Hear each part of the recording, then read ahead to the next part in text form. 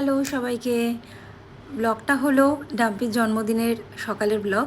তো তোমাদের তো ভিডিওটা আমি শেয়ারই করেছি যে ও সকালবেলা স্কুলে চলে গেছিলো। তো স্কুলে যাওয়ার পরে আমি একদম সোজা চলে এসেছিলাম ফার্স্টেই কিচেনে।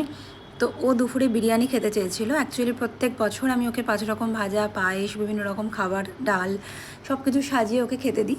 বাট ও এবার বললো এত কিছু খাবে না, ও বেসিক্যালি এগুলো পছন্দও করে না খুব একটা। আর বিকেলবেলা সেই 4টের সময় স্কুল থেকে আসবে, এসে এত কিছুও খাবেও না। তো তার জন্য একদম প্লেন বিরিয়ানি রান্না করেছিলাম, চিকেন বিরিয়ানি রান্না করেছিলাম, যেহেতু রাতে মাটন হয়েছিল। তারপর করে আর ভেজ পনির করেছিলাম, কারণ আমাদের বাড়ি কালকে কিছু জন ছিল যারা হচ্ছে একদম পিওর ভেজ খাবে। তো তাদের জন্য একদম ভেজ পনির রান্না করে আমি স্নান করে চলে গেছিলাম রাধাবল্লভ মন্দিরে। রাধাবল্লভ মন্দিরের কথা তো তোমাদের আগে একটা ভিডিওতে দেখিয়েছি। তো ওই মন্দিরটা বাড়ির কাছেই মন্দির, ওইখানেই চলে গেছিলাম ওর নামে একটা পুজো দিতে।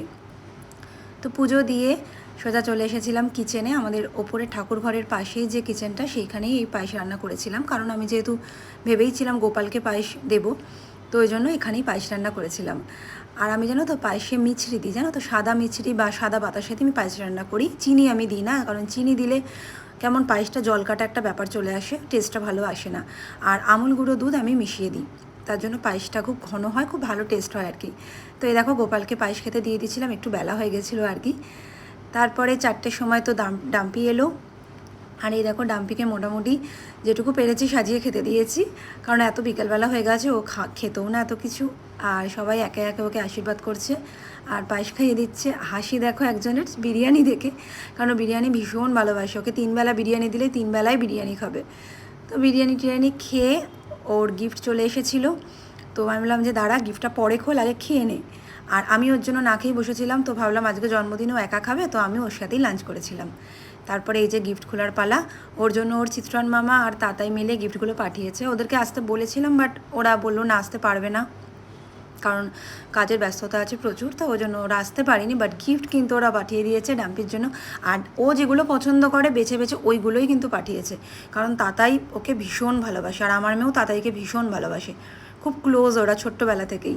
তো দেখো এদিকে গিফট ফিফট কে কী আনন্দ। এর মধ্যে সাজের জিনিসও আছে, আর আমার মেয়ে তো ব্যাস সাজের জিনিস পেলে তো আর দেখতে হবে না, সাজের জিনিস ভীষণ ভালোবাসে।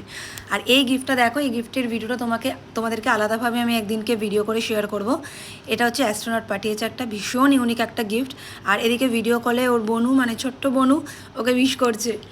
ভিডিও কলে তাতাই ছিল, চিত্রন মামা ছিল, আর ওর ছোট্ট বোনও ছিল।